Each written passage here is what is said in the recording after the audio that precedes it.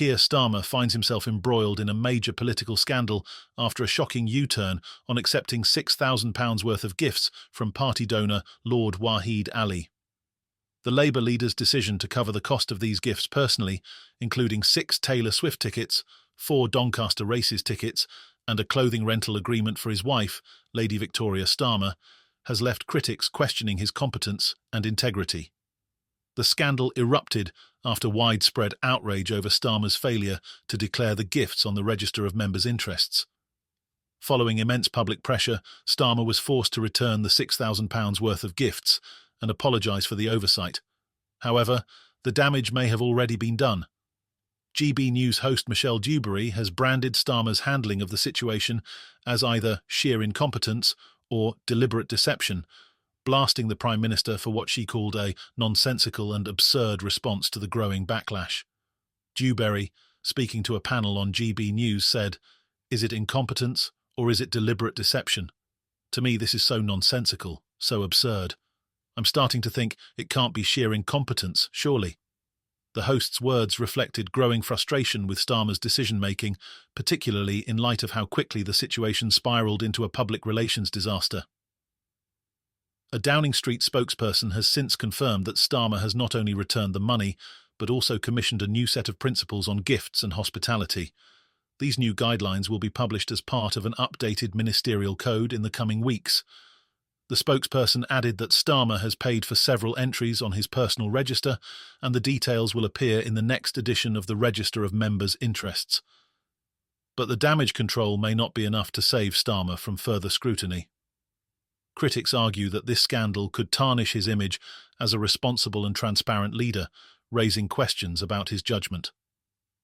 Alex Dean, a political commentator, echoed Dewberry's concerns, pointing out that Starmer has undermined his own ministers by forcing them to defend his actions only to reverse his stance later. Dean explained, "In the worst days of the Johnson and Sunak administrations, you'd have the government under attack for something, and it would send out its ministers, they would defend the line, then government would concede what was being said, and you'd hang out your people for no benefit. That was in the worst days of 14 years of Tory government. Starmer is having this already." He went on to highlight the implications of Starmer's indecision. As a Labour minister, imagine the next time you're asked to defend the line.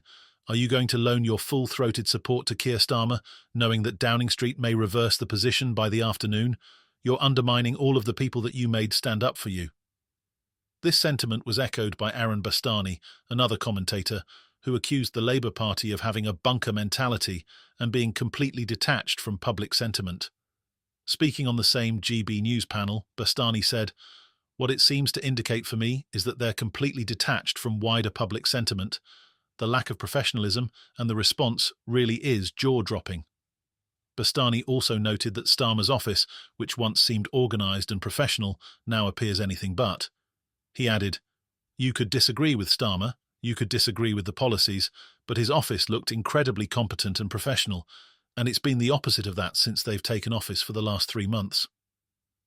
The scandal has sparked a broader conversation about transparency and accountability within Labour, with some critics accusing Starmer of acting as though he is entitled to these gifts. Bastani fumed, "They think they're entitled to these things, that they deserve these things." This was a sentiment shared by Dean, who added, "Normally in politics, at the point at which you think surely nobody can be that stupid, they can be. The Labour Party has no monopoly on this, by the way. I'm just saying that normally, when you think to yourself, surely there's got to be a more complex explanation, there isn't." The fallout from the Taylor Swift tickets and Doncaster Races scandal is likely to haunt Starmer for weeks to come. While the Prime Minister may have attempted to address the issue by returning the gifts and updating the ministerial code, many believe that his initial handling of the situation was deeply flawed. With public trust at risk, Starmer will need to work hard to restore confidence in his leadership. At the same time, Starmer faces heavy criticism on another front, this time from Nigel Farage, who has blasted the Prime Minister for his first official visit to Brussels, claiming that it signals Brexit in name only under Starmer's leadership. Farage, the former Brexit Party leader, was particularly scathing about Starmer's attempt to reset the UK-EU relationship, suggesting that Starmer is quietly leading the UK back into the European Union's grip.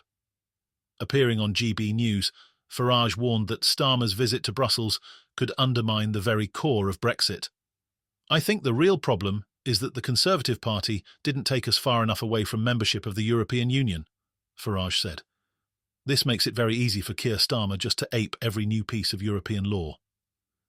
Farage claimed that the direction Starmer is taking will ultimately result in Brexit being watered down to the point that it's nothing more than a symbolic gesture.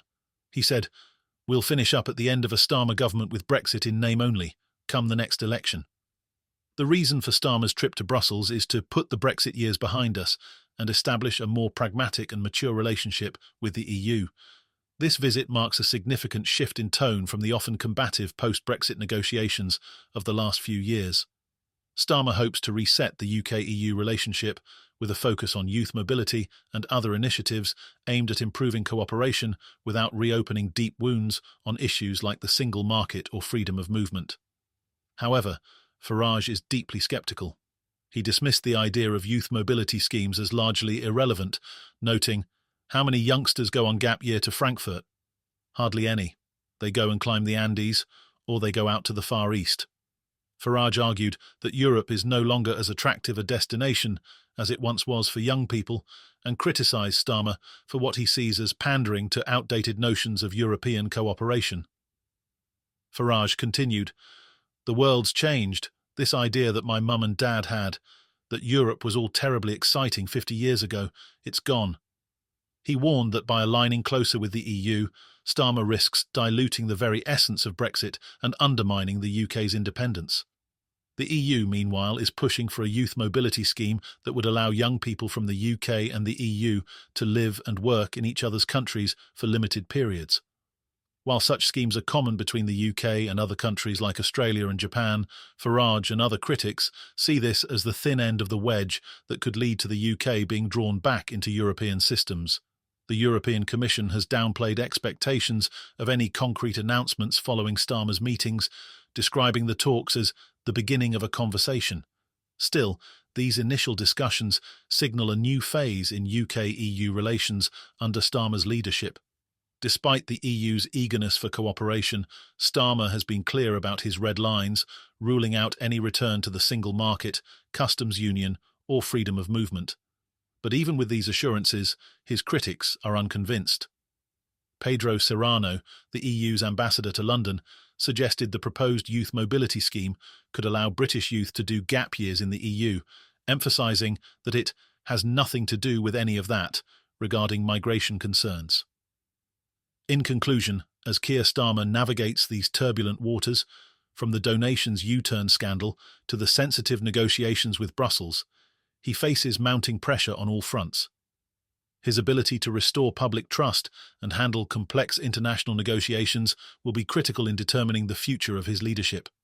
With growing scrutiny from both sides of the political spectrum, Starmer has his work cut out